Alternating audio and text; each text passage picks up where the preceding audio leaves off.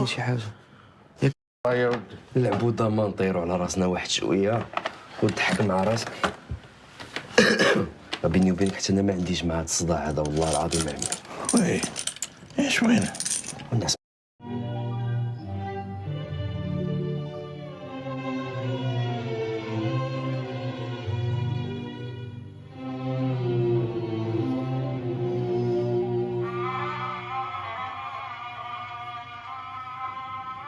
أهلا بكم مشاهدينا الأعزاء مع هذا العرض السريع لفقرات برامجنا اليوم غد الأربعاء 28 من شهر ذي الحجة من عام 1411 للهجرة الموافق 10 من شهر يوليو من عام 1991 للميلاد.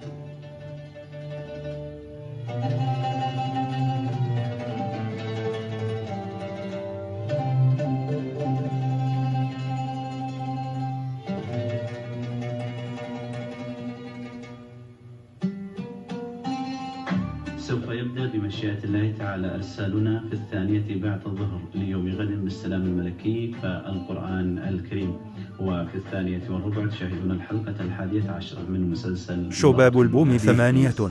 وعند 3 كالمعتاد نوفيكم بنشرة الأخبار المصورة الأولى.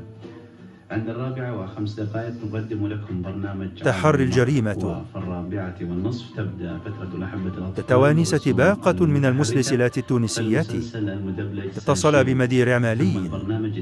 تحريات في المغرب. جنايات بالجزائر. وفي 7:40 تشاهدون الحلقة الأخيرة من المسلسلات المسائية على سلمى تبو البنات 4. 8:30 يصدر عدد جديد من الجريدة المصورة.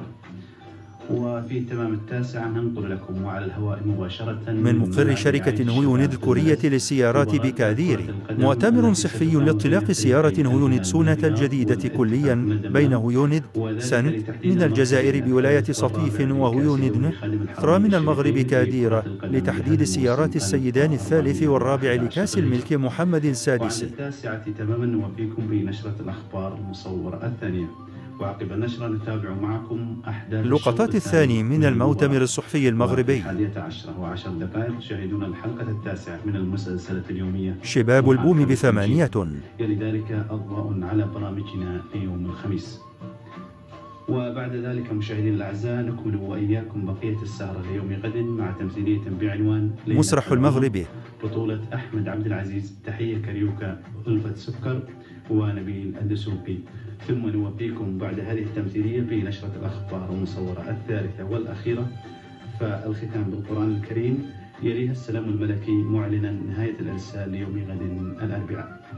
مشاهدينا الأعزاء أطيب الأوقات وأسعد اللحظات نرجوها لكم دائما مع برامجنا في القناة 5 المغربية من قنوات بين سبورة بلاقيد زولي.